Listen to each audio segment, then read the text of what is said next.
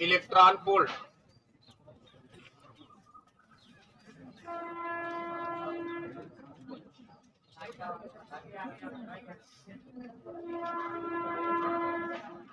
देखिएगा electron volt क्या होता है बात नहीं।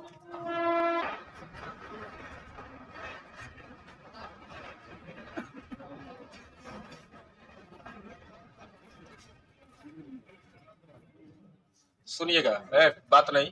देखो अभी मुझे वैसे लग रहा है, नींद लग रहा है, लेकिन फिर भी पढ़ा रहे हैं तो बात समझिएगा। इलेक्ट्रॉन वोल्ट जो होता है ये कार्य अथवा ऊर्जा का,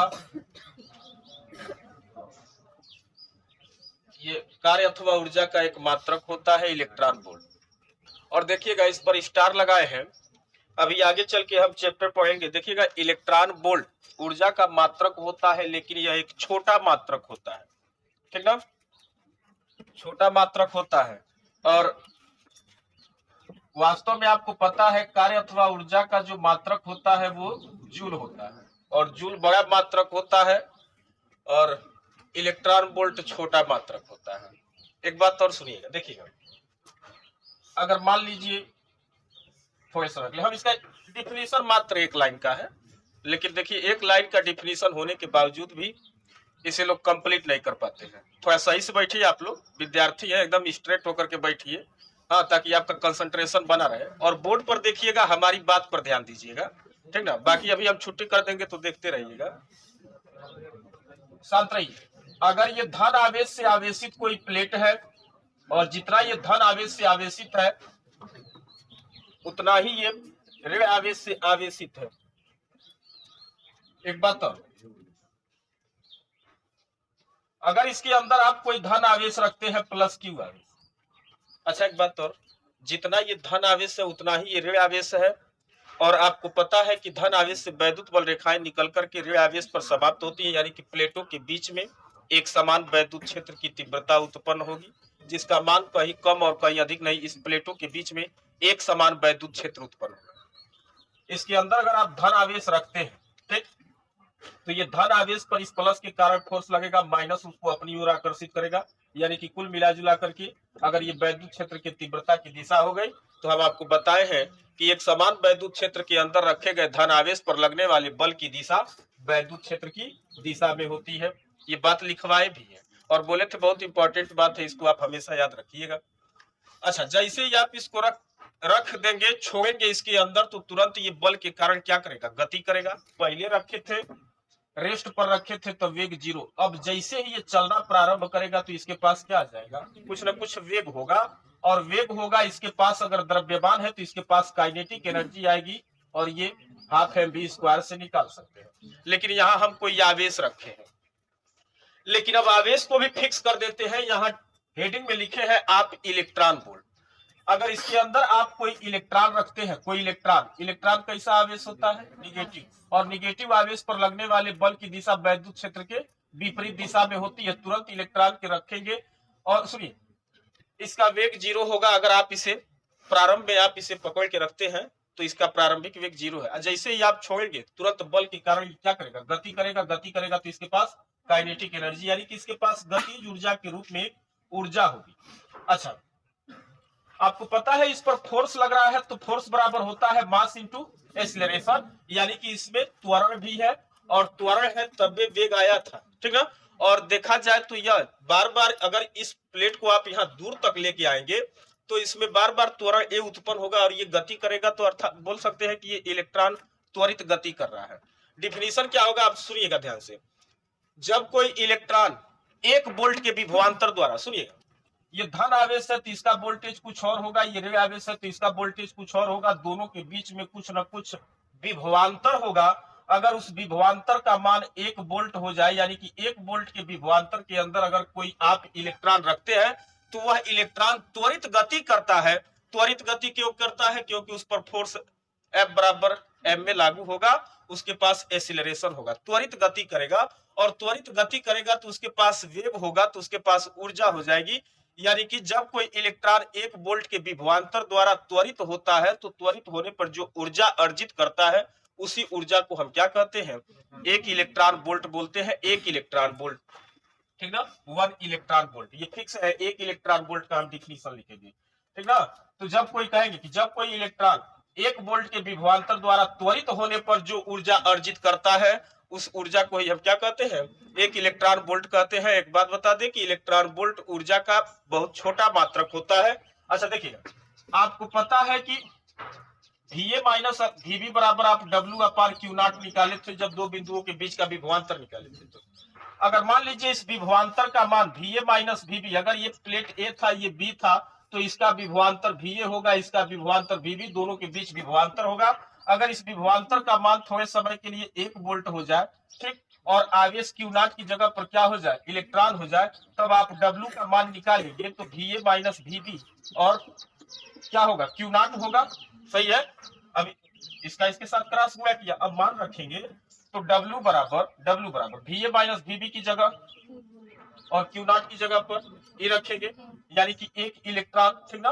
और ये क्या था, W था, कार्य होता है तो कार्य का मात्रक क्या होता है, ऊर्जा होता है, लेकिन यहाँ किस में आएगा, इलेक्ट्रॉन वोल्ट में आएगा। अभी इसका डिफिनीशन बनाते हैं, तो लिखिएगा आप लोग, पहले हेडिंग लिख लीजिए, बिंदु आवेश के कारण,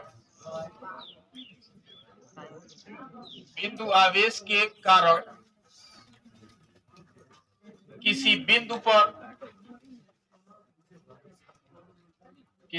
पर वैद्युत विभव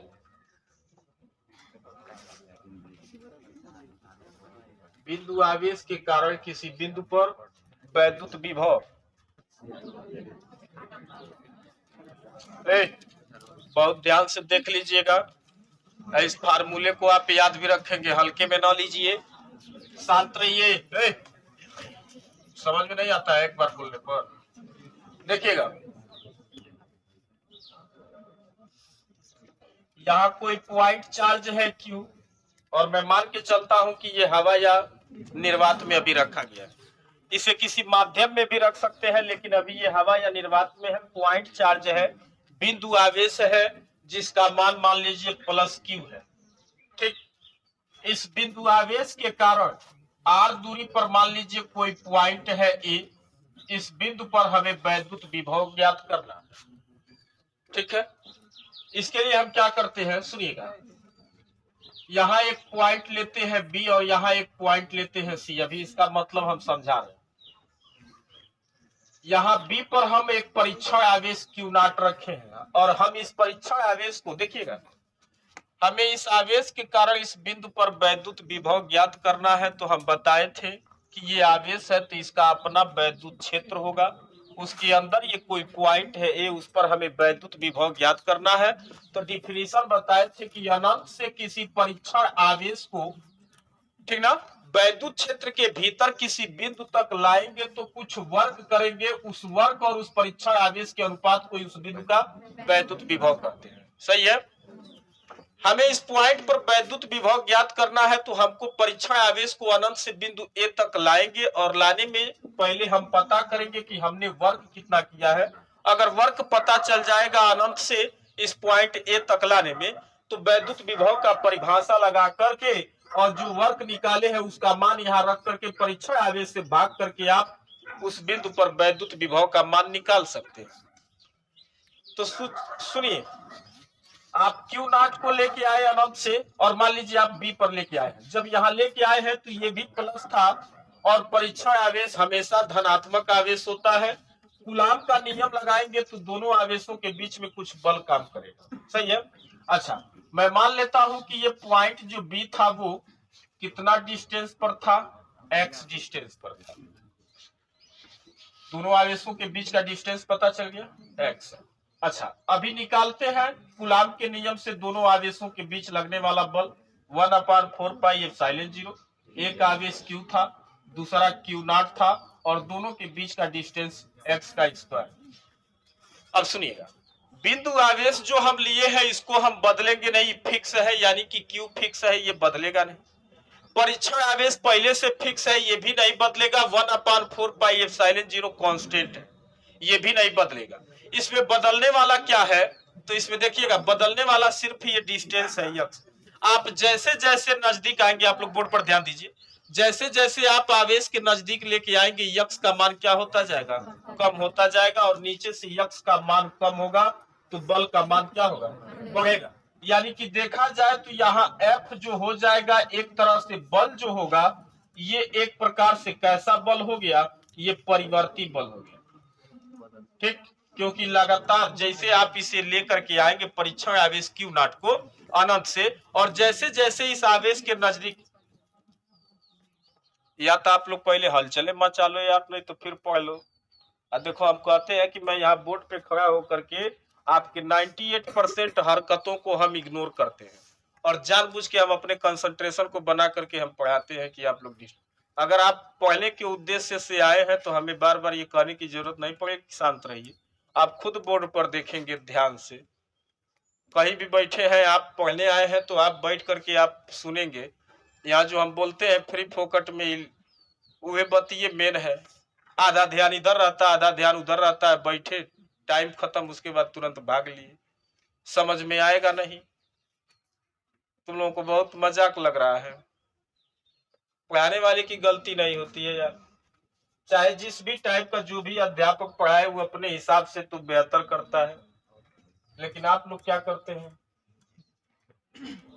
एकदम से अस्त व्यस्त स्थिति बनी हुई है लगातार।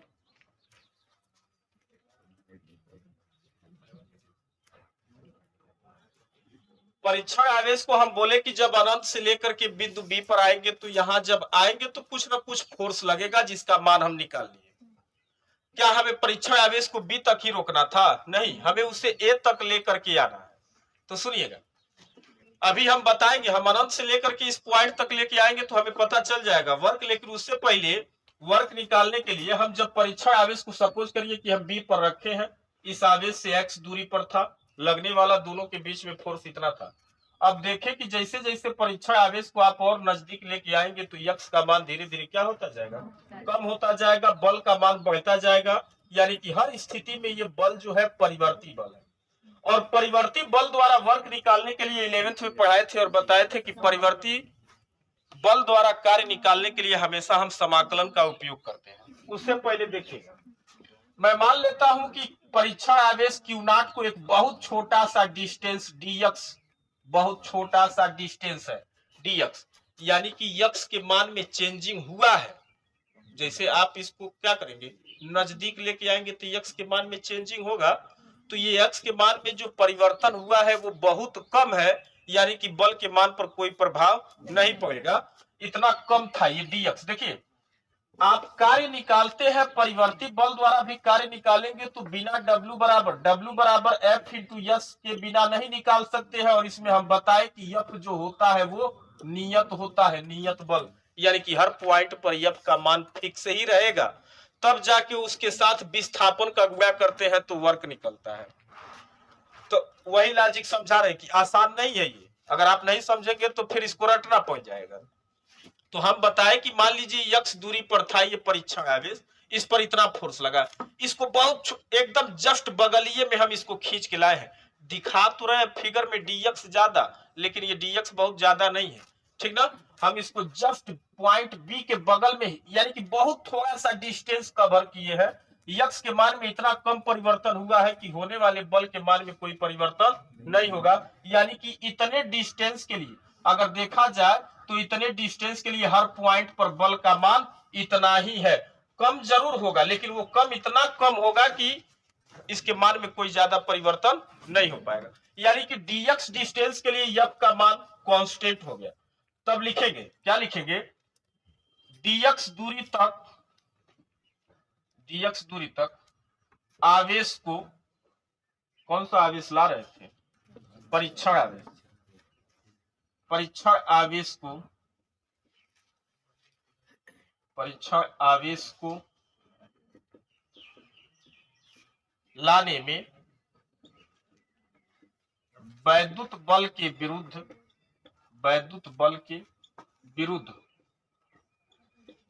किया गया कार्य निकालेंगे। कार्य कैसे निकलता है, W बराबर F इंटू W, बहुत छोटा सा डिस्टेंस खींचे हैं, वर्क भी बहुत छोटा होगा, फोर्स का मान आपको पता है एफ। और देखिएगा विस्थापन जो अच्छा एक बात बताएं, ये प्लस क्यू नॉट, क्यू इस क्यू नॉट को क्या करेगा, दूर भगाएगा। वैद्युत बल आगे की ओर लग रहा था, विस्थापन किधर हो रहा था। अगर बल को आप धनात्मक मानेंगे तो विस्थापन भी सदिश राशि है, विस्थापन पीछे तो उसको ऋणात्मक चिन्ह के साथ लिखेंगे, यानी कि अब dx नहीं उसे माइनस dx लिखेंगे।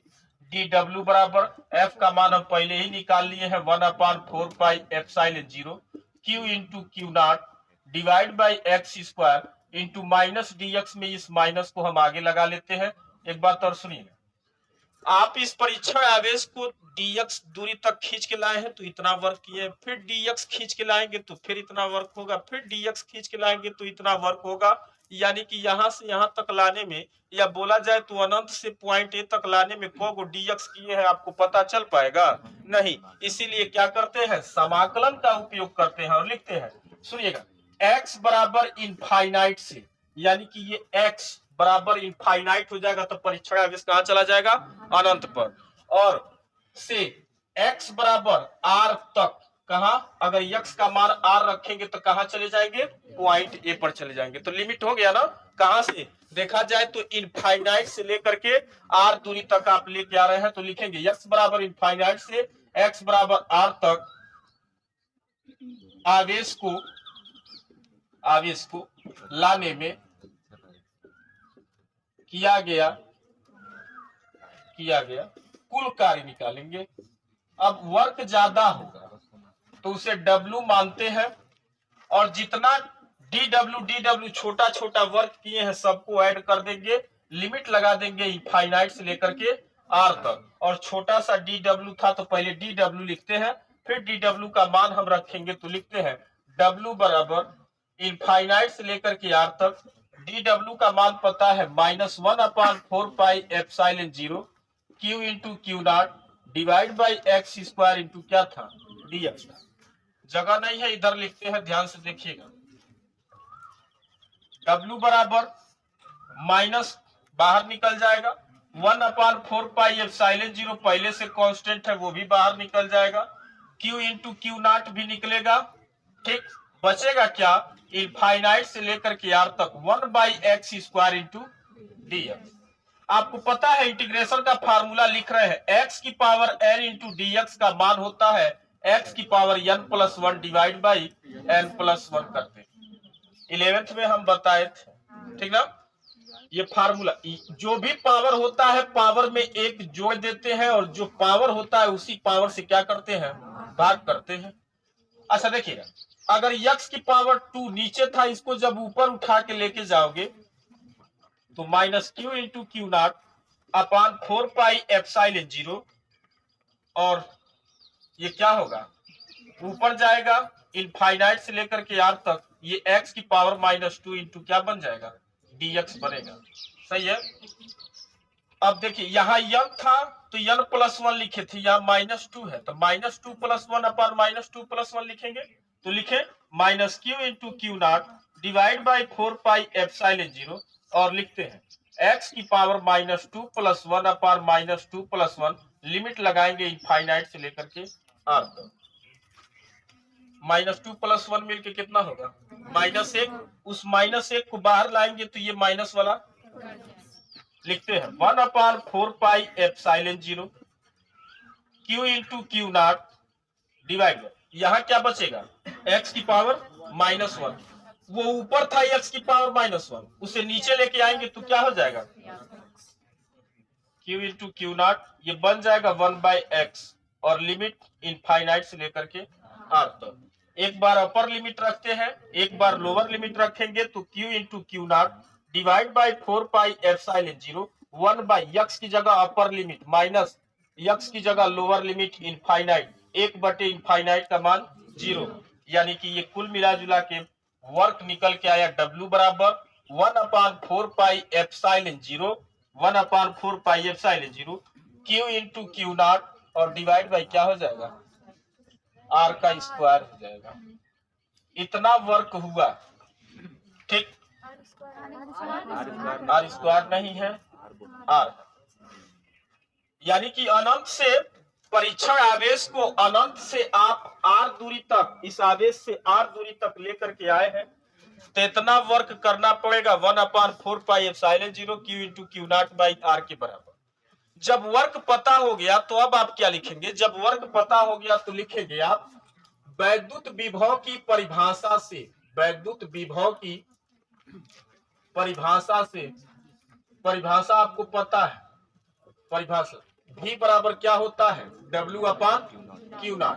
V बराबर W का मान रखते हैं 1/4πε0 Q into Q not divide by R, और टोटल के बटे में क्या हो जाएगा? क्यू नॉट हो जाएगा।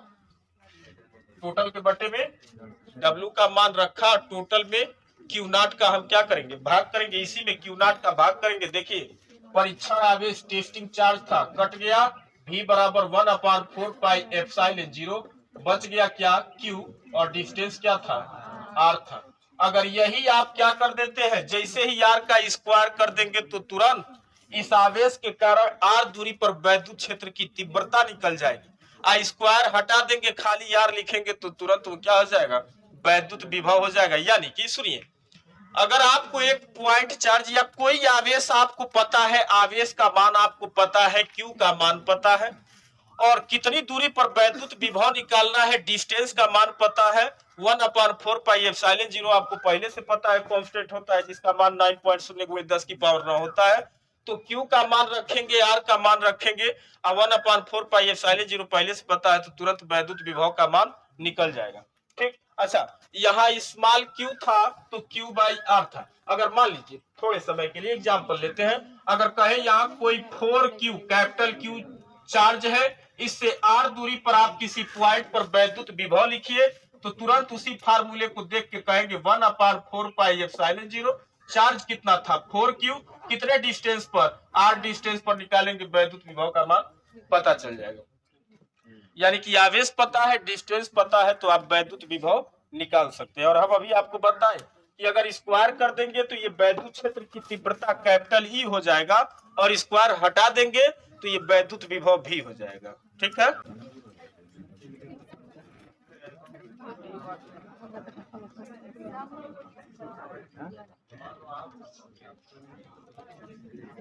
देखिए इंटरमीडिएट में जो लड़का परसेंटेज पाया है 92 नंबर, उसका नंबर हम लिख रहे हैं, देखिएगा 96, फिर 96, 77, 94 और फिर 96। Hindi, English, physics, chemistry, biology. Physics में 47 और प्लस 30 थियरी में। मतलब ये लड़का सुपर टैलेंटेड था। फिर भी देखिएगा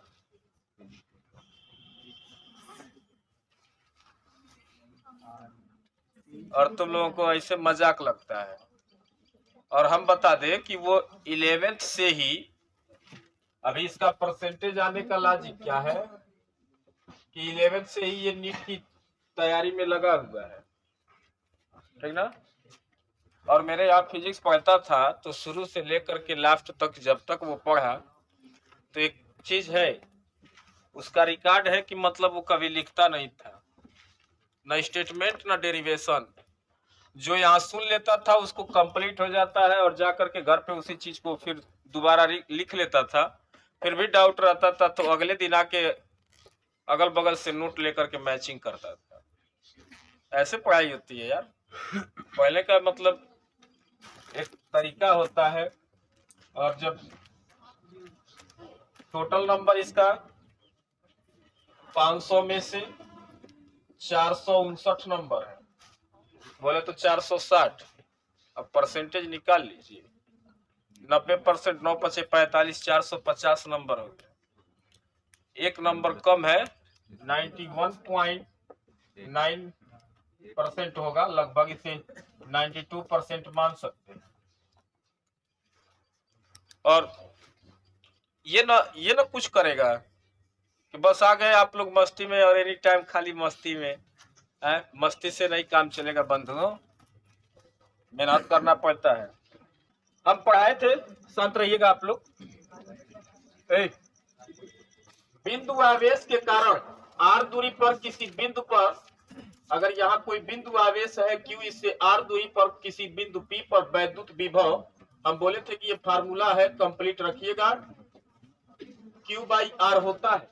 कब? जब ये आवेश आप हवा या निर्वात में रखेंगे तब, ठीक ना। लेकिन अगर इसी आवेश को आप किसी माध्यम में रख देते हैं जिस माध्यम का परावैद्युतांक K, जैसे हम आपको एग्जांपल बताए कि अगर मान लीजिए इसी आवेश को उठा करके जल में रख दिया गया है और जल में रखने के बाद इससे r दूरी पर किसी बिंदु पर, ठीक ना, अगर वैद्युत विभव का मान पूछा जाए, बात समझिएगा, तो ये जल है, जल में आवेश रखा गया, यानी कि अब माध्यम हवा या निर्वात के अलावा दूसरा माध्यम आ गया और जल में रखा गया है, तो जल माध्यम का परावैद्युतांक कैपिटल K का मान 81 होता है। अगर मान लीजिए जल के अलावा कोई और माध्यम देता है, इधर आइए, जगह है, जल के अलावा अगर और कोई माध्यम है, बात नहीं, तो उसका परावैद्युतांक अगर न्यूमेरिकल देगा तो उसका परावैद्युतांक कैपिटल K का मान आपको दिया रहेगा। लेकिन हम यहाँ एग्जांपल लिए हैं कि अगर इस आवेश को आप जल में डुबा दीजिए तो जल के लिए परावैद्युतांक 81 होता है, और हवा या निर्वात के अलावा किसी माध्यम में रखेंगे तब वैद्युत विभव 1/4 पाई एप्सिलॉन 0, और टेक्निक बताए थे आप K का इसी के साथ मल्टीप्लाई कर लेंगे। आवेश अभी भी Q है, डिस्टेंस R है, तो Q/R होगा। और आपको पता है कि हवा या निर्वात के लिए K का मान 1 होता है, जैसे ही K का मान आप 1 रखेंगे तुरंत ये वाला फार्मूला उत्पन्न हो जाएगा। आ रही बात समझ में? तो जब भी किसी माध्यम में अगर आवेश रखा जाएगा तो उसके लिए माध्यम के परावैद्युतांक K का आप इसके साथ क्या कर देंगे, मल्टीप्लाई कर देंगे, तो तुरंत वैद्युत विभव का मान पता चल जाएगा।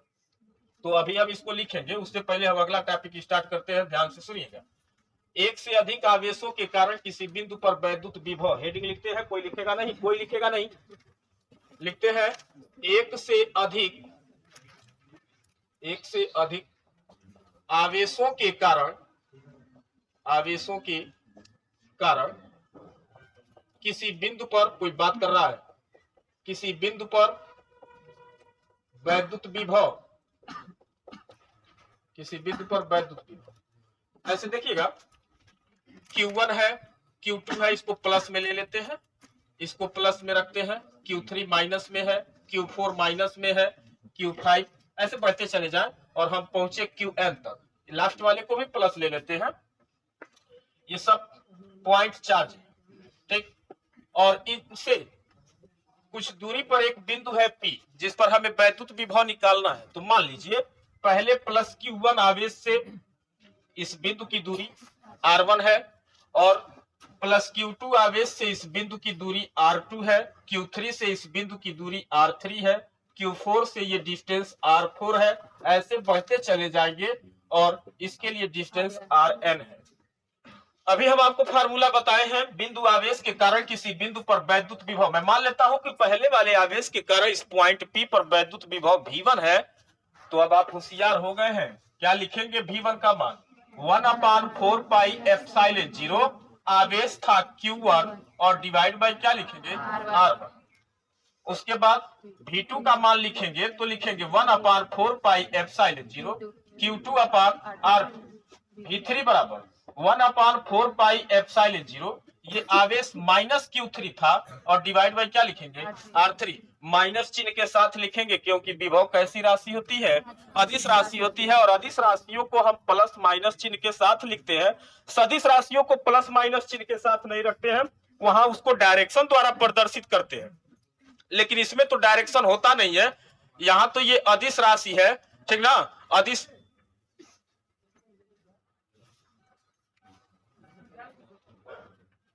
आगे लिखते हैं V4 का मान लिखेंगे तो अच्छा एक बात सुनिए, जब आपको माइनस आवेश के लिए वैद्युत विभव लिखना हो तो ये माइनस यहाँ न लिख करके आप इस माइनस को उठा करके एकदम आगे लगा लीजिएगा। बात समझ रहे हैं? जब भी माइनस आवेश के लिए लिखना हो तो माइनस यहाँ न लगा करके उसको आगे लिख लीजिएगा। इसी तरह से अगर आप V4 का मान लिखेंगे तो फिर ये माइनस आवेश है तो माइनस आगे लिख लीजिए 1/4 पाई एप्सिलॉन 0 और Q4/R4, और इसी तरह आप बढ़ते चले जाएंगे तो आप क्या लिखेंगे, Vn के लिए लिखेंगे तो Vn बराबर 1/4 पाई एप्सिलॉन 0, आवेश था Qn और डिवाइड बाई क्या था, Rn था। ये अदिश राशि है, अदिश राशियों को हम इसको एकदम डायरेक्ट साधारण बीजगणित योग कर देंगे सबको, यानी कि बिंदु P पर सभी आवेशों के कारण कुल विभव निकालना हो, यानी कि V नेट का मान अब निकालेंगे तो सभी विभव को आप क्या करेंगे, जोड़ देंगे, V1 plus V2 plus V3 ऐसे कहां तक जोड़ेंगे, Vn तक। और देखिएगा सब में देखा जाए तो 1/4 पाई एप्सिलॉन 0 क्या है, कॉमन है, तो आप या आप ऐसे लिखिएगा 1/4 pi epsilon 0 Q1 by R1 plus 1/4 pi epsilon 0 Q2 by R2 है, उसके बाद minus 1/4 pi epsilon 0 Q3 by R3 है, ठीक ना। और ऐसे बढ़ते चले जाएंगे आप, लास्ट में प्लस था Q 1/4 पाई एप्सिलॉन 0 और क्या लिखेंगे Qn बाई RL लिखेंगे, और सबका आप योग कर देंगे, ठीक ना, सबका आप योग कर देंगे तो उस बिंदु पर नेट वैद्युत विभव का मान पता चल जाएगा। एक बात और बताएं, देखिएगा हाई स्कूल में अब तो आ गया अर्थमेटिक प्रोग्रेशन, एपी बोलते हैं, हिंदी में इसे समांतर श्रेणी कहते हैं, समांतर श्रेणी कहते हैं, पता है समांतर श्रेणी के बारे में, अर्थमेटिक प्रोग्रेशन समांतर श्रेणी। इसमें अगर मान लीजिए लिखता है 2 4 6 8 10 ऐसे लेके जाएगा और कहेगा कितना पद तक, 20 पद लिखे कगो है, 1 2 3 4 5 पद लिखे, ऐसे कहां तक जाना है, 20 पद तक जाना है। तो टर्म मतलब होता है पद, यानी कि ये T1 हो गया, ये T2 हो गया, ये T3 हो गया, T4 हो गया, ऐसे बढ़ते जाएंगे हम और 20 तक जाएंगे, और कहेगा कि इन सभी पदों का आप योगफल ज्ञात कीजिए। यस्यन का मतलब होता है, यस का मतलब होता है सब, SUM सब का मतलब होता है योगफल, योगफल करना है, और यन मतलब होता है यन टर्म्स, यानी कि यन पदों का योगफल। लेकिन यहाँ यन पद नहीं थे, कितने पद थे, 20 पद थे, तो S20 हो जाएगा, 20 पदों का योगफल निकालें।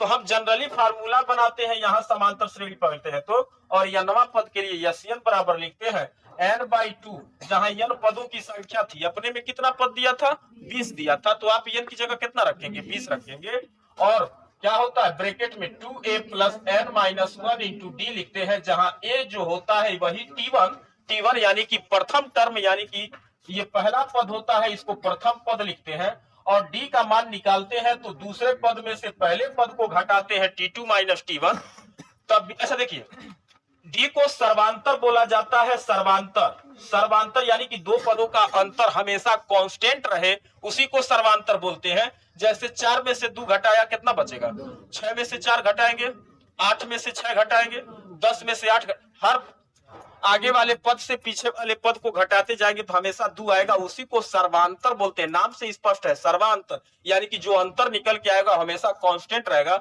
उसी को। और इसका मान कैसे निकालते हैं, तो हमेशा आगे एक, आगे कहीं से भी निकाल सकते हैं, हमेशा एगो आगे वाले में से जस्ट पीछे वाले को घटा के निकालते हैं, कहीं से निकालिए, कोई जरूरी नहीं है कि आप दूसरे में से पहले कोई घटाएंगे। हमारा लॉजिक क्या है कि आप कहीं से भी, बीच से भी घटाएंगे, लेकिन आप जस्ट आगे वाले से जस्ट पीछे वाले को घटाएंगे। जैसे यही ले लीजिए, 8 में से 6 घटाएगा तब 2 बचेगा, 4 में से 6 घटाएंगे, सॉरी 2 घटाएंगे तब भी 2 बचेगा, तो सर्वांतर का मान निकल के आएगा 2, और प्रथम पर T1 की जगह क्या आएगा 2, और सबका मान रखेंगे तो ये सॉल्यूशन निकल के आएगा, यानी कि सभी 20 पदों का योगफल आएगा। आप सुनिएगा, इसमें 1/4 पाई एप्सिलॉन 0 कॉमन हो जाएगा, और मान लीजिए हम बताएं ऐसा क्वेश्चन बनता है, उसमें क्वेश्चन बनता है, इसलिए हम इसका डिस्कशन कर रहे हैं। अगर Q का भी मान लीजिए कांस्टेंट हो जाए, बच जाएगा R1 1/2 1/4 1/8 1/16 1/32। तो समांतर श्रेणी के साथ साथ अर्थमेटिक प्रोग्रेशन के साथ साथ जीपी भी बनता है, ज्योमेट्रिक प्रोग्रेशन, गुणोत्तर श्रेणी इसको बोलते हैं, ठीक ना। ये दोनों श्रेणियों का यूज करके इस पर न्यूमेरिकल बनता है, यानी कि टोटली देखा जाए तो इस फिजिक्स को फिर गणित में कन्वर्ट कर दिया जाता है। हम एग्जाम्पल कराएंगे, बात क्लियर होगा। अर्थमेटिक प्रोग्रेशन या ज्योमेट्रिक प्रोग्रेशन पे आएगा सवाल तो हम करेंगे, लेकिन उससे पहले एक से अधिक आवेशों के कारण किसी बिंदु पर वैद्युत विभव, किसी आवेश के कारण किसी बिंदु पर वैद्युत विभव निकालने के लिए सिर्फ आपको 2 बात याद रखना है, 2 बातों को खोजना है कि पहले तो वो आवेश क्या है और आवेश से वह दूरी क्या है। अगर आवेश और दूरी पता हो जाएगा तो आप इस फार्मूले का यूज करके और उस आवेश के कारण किसी बिंदु पर वैद्युत विभव निकाल लेंगे। तो जब भी वैद्युत विभव की बात आए तुरंत दिमाग काम करना स्टार्ट कराइएगा। कैसे कि आवेश कहाँ है, आवेश का मान कितना है, आवेश से कितनी दूरी पता करिए और कितनी दूरी पर वैद्युत विभव का मान ज्ञात करना है। यानी कि आवेश और दूरी आपको हर हाल में पता करना होगा, तभी वैद्युत विभव का मान निकल के आएगा। तो एक से अधिक आवेशों के कारण किसी बिंदु पर वैद्युत विभव निकालने के लिए, ठीक ना, सभी आवेशों के लिए आप अलग अलग वैद्युत विभव जैसे निकाले हैं वैसे निकालेंगे और सभी विभवों का आप अदिश योग साधारण बीजगणित योग कर देंगे तो तुरंत वैद्युत विभव पता चल जाएगा। लेकिन इससे पहले हम पढ़ाए थे अध्यारोपण का सिद्धांत, एक से अधिक आवेशों के कारण किसी बिंदु पर वैद्युत क्षेत्र की तीव्रता पढ़ाए थे, या एक से अधिक आवेशों के कारण किसी बिंदु पर लगने वाले वैद्युत बल का मान निकाला गया था। अगर इसके कारण आप वैद्युत क्षेत्र की तीव्रता कहोगे तो कहोगे धन आवेश के लिए वैद्युत क्षेत्र की तीव्रता की दिशा उससे दूर और उसको तुम E1 मानोगे तो वेक्टर E1 का डायरेक्शन इधर हो जाएगा, इसके लिए E2 का डायरेक्शन इधर होगा। ये माइनस था तो इसके लिए डायरेक्शन, मतलब वहां डायरेक्शन यानी कि वहां सदिश योग करते हैं तो सब वेक्टर E1 लगा करके, यानी कि सदिश योग करेंगे तो वेक्टर लगा, और यहाँ सदिशों का योग करने का तरीका आपको पता है, फार्मूला लगाएंगे।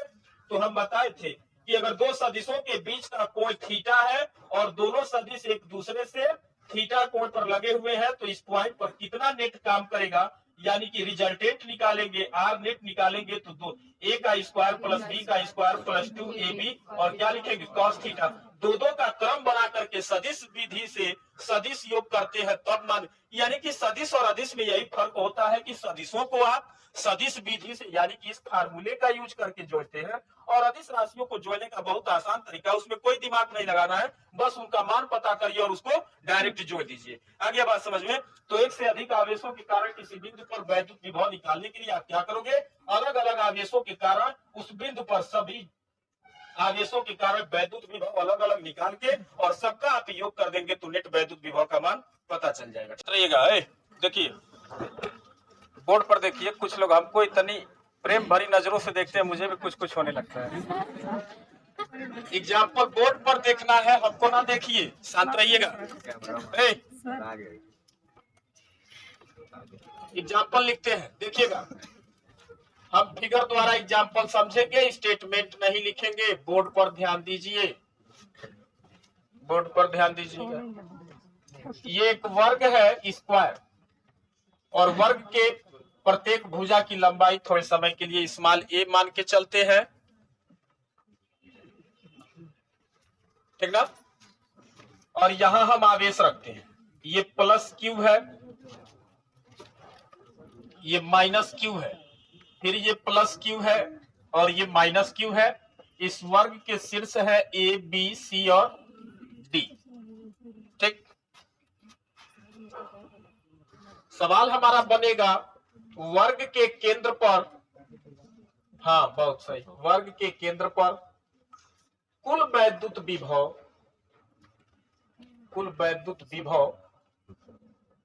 ज्ञात कीजिए,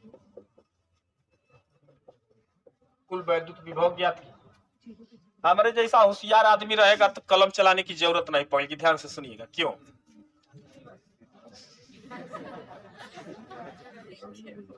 वर्ग का केंद्र कहाँ होगा, तो वर्गों का जो ये वर्ग का जो विकर्ण है, विकर्णों का जो कटान बिंदु होगा वही वर्ग का केंद्र होता है। एक बात तो है, सुनो,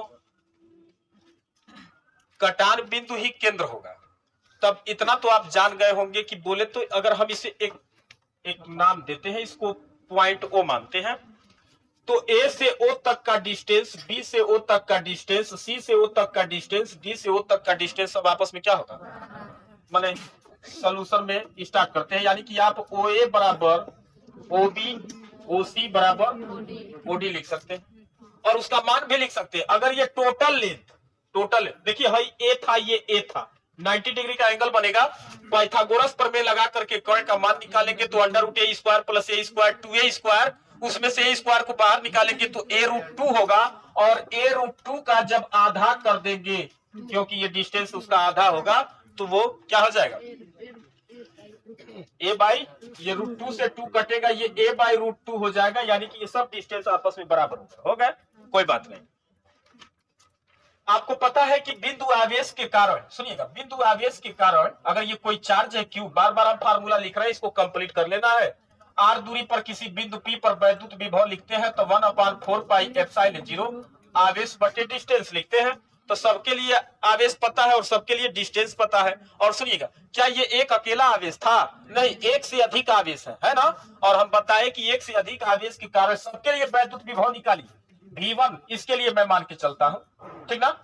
V1 बराबर 1/4 pi epsilon 0 Q by A by √2, या थोड़े समय के लिए मजा नहीं आएगा, ये x x x x मान सकते हैं।